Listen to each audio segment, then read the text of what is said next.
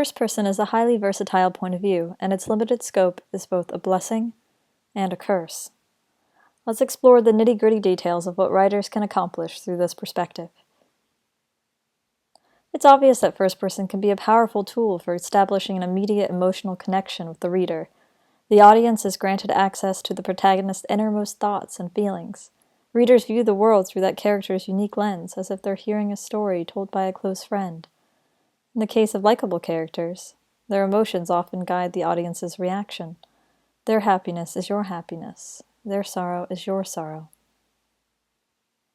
But first person can also generate empathy towards villains or anti-heroes in a way that's more difficult to achieve in third person.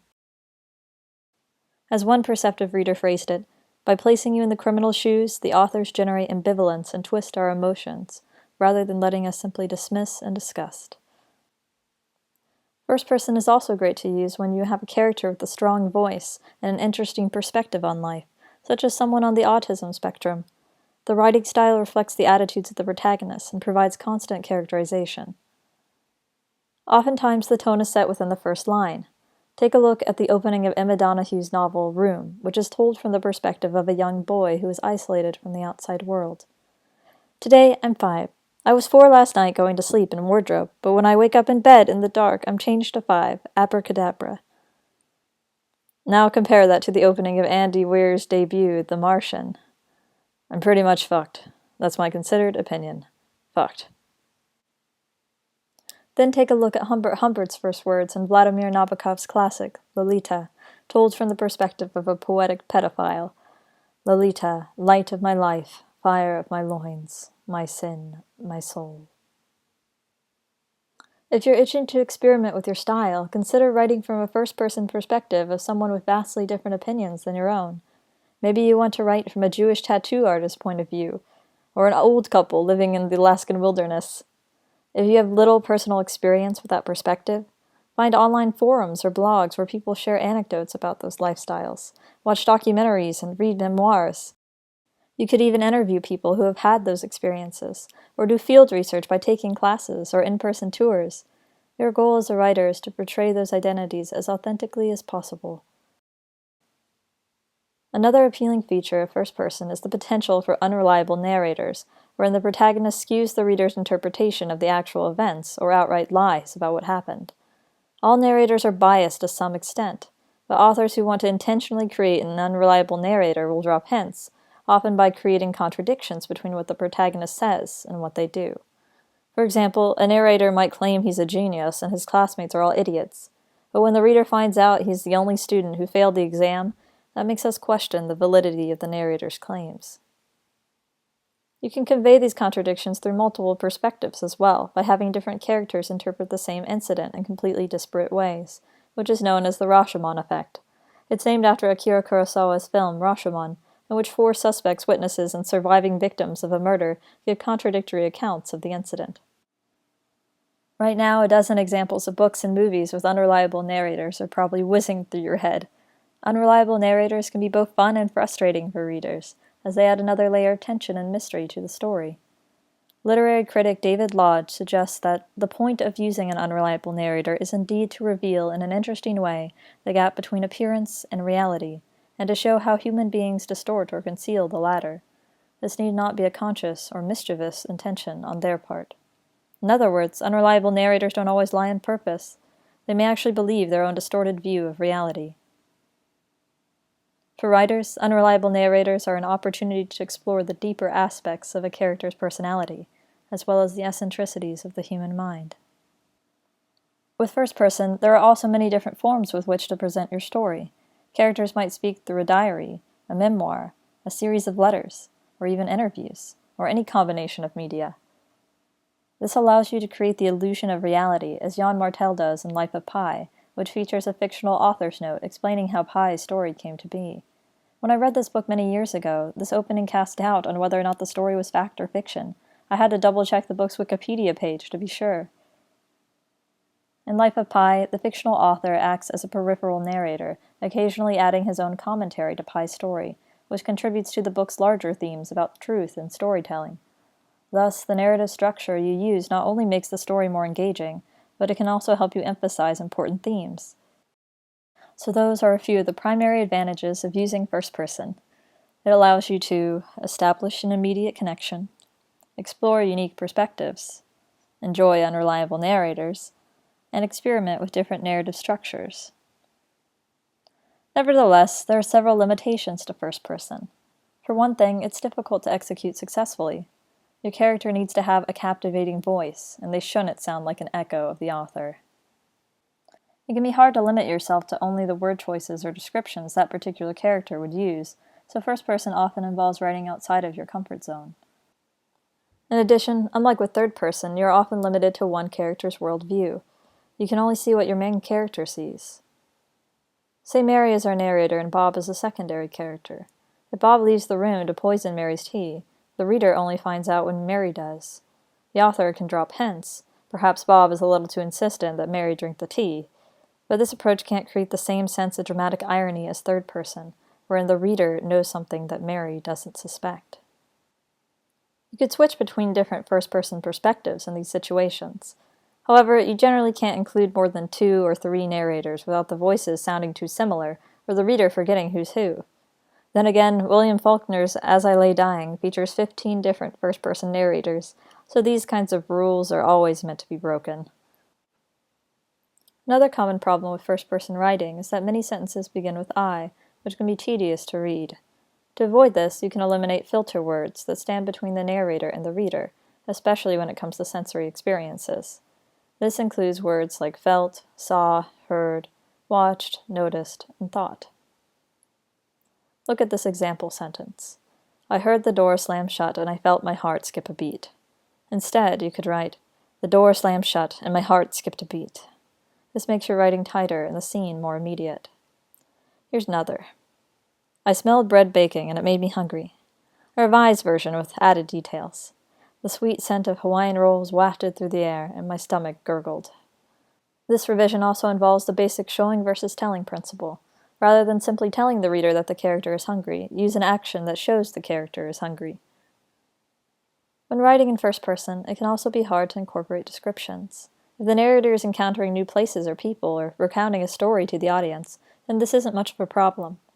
However, if a protagonist is describing their own appearance or familiar places, it can feel forced and take the reader out of the story.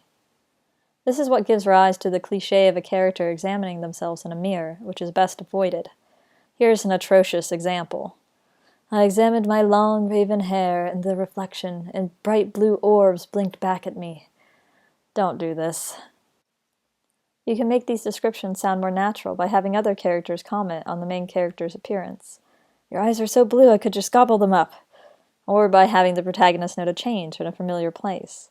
The bar was usually littered with cigarette butts and Mars bars wrappers, but there wasn't a speck of dust when I went in that day. Even so, descriptive passages generally sound better in the third person because the author doesn't have to worry as much about capturing the protagonist's voice. So those are a few disadvantages of first person. It's difficult to write in someone else's voice. Perspective is usually limited to one character. Many sentences begin with I, and descriptions of familiar things may sound unnatural. When writing in first person, you'll also need to answer the question of verb tense. Should I write in past or present tense? Let's address the past tense first, since it's more common.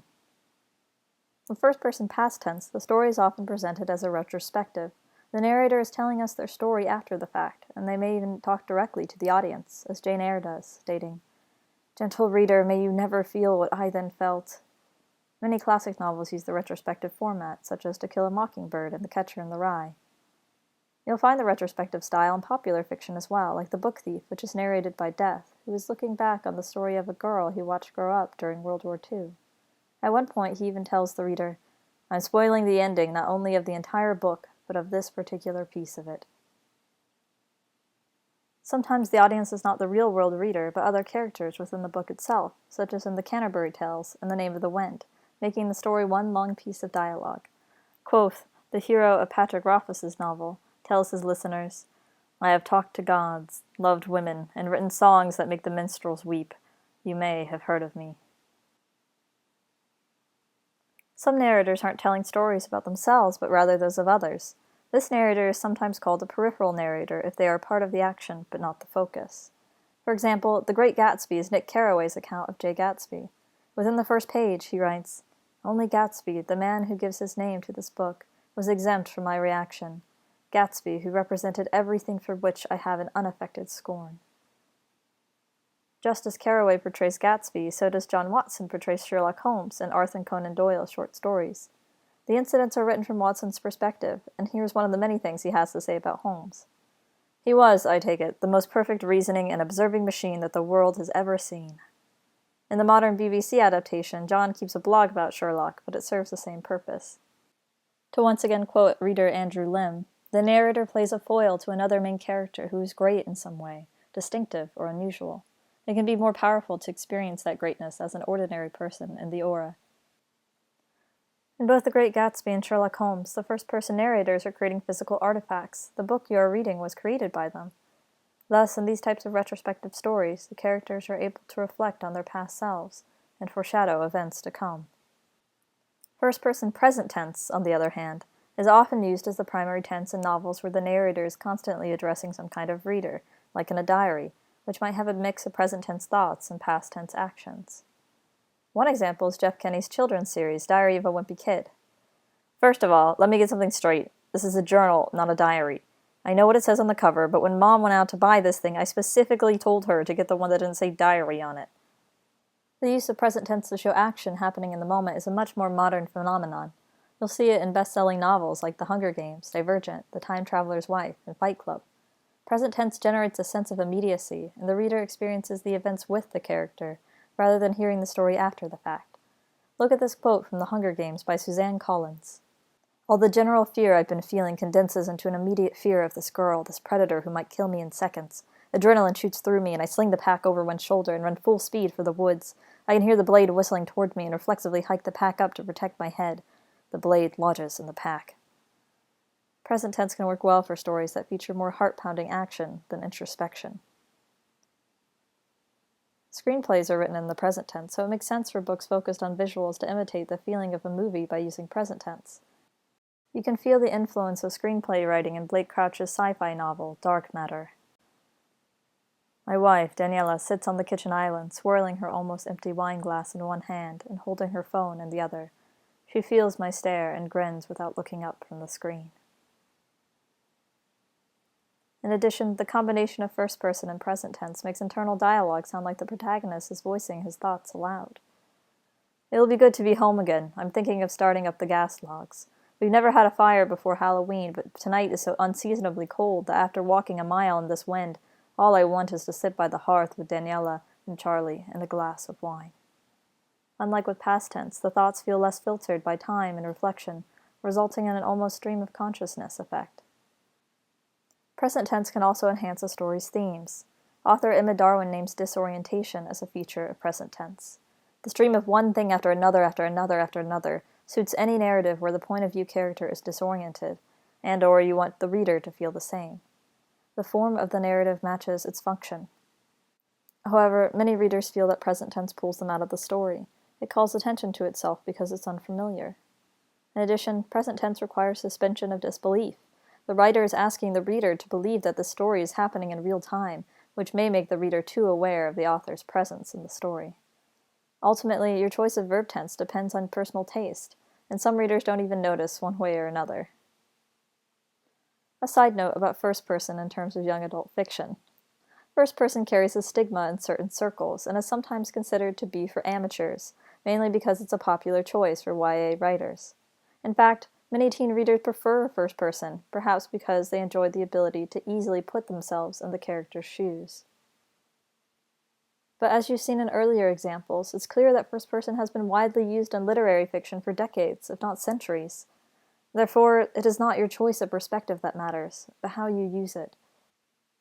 How a first-person narrative is perceived depends on the character's level of self-reflection versus external action. Is your story more about the character pondering the spiritual significance of finding life on other planets? Or is it more about aliens taking over the world and the heroes trying to defeat them? It boils down to the difference between genre and literary fiction, which I'll cover in a different video. Here's an exercise you can use to test out your first-person writing skills. Choose a place you're very familiar with. It can be a room in your house or a store you visit on a regular basis. Now write a paragraph from the first-person perspective of one of your characters. Then switch to a different character and write a paragraph from their perspective. As an example, think of a kitchen. How do the characters' different interests shape what they see? What do they notice that others don't? If they're a chef, they might critique the quality of the kitchen knives, or think about how horribly wrong everything went the last time they made macarons. If they're a family-oriented person, the kitchen table might be a place filled with fond memories of family gatherings, the smell of spices and gumbo, a white cat sprawled on the table. Physical descriptions can extend into memories. Where do their thoughts gravitate? What questions consume their minds on a daily basis, and how does that impact their view of everyday experiences? Your narrator's language should be influenced by his or her gender, class, ethnicity, education, profession, and interests. Someone who grew up in a strongly conservative family is going to perceive the world differently than someone with a more liberal background. Your choice of narrator not only impacts what they notice and think, but also the structure of their internal dialogue, their syntax, diction, and dialect. One character might narrate in straightforward, choppy sentences, whereas another might ramble in long, verbose prose. A character might frequently express thoughts through similes and metaphors, or never use figurative language at all. Writing from one character's perspective can feel claustrophobic, but it allows you to immerse yourself in a different mindset and use unconventional narrative techniques. How do you feel about first person? I'd love to hear your thoughts in the comments. What are your favorite books told in first person? If you're choosing to write a story in first person, why did you make that choice? Whatever you do, keep writing.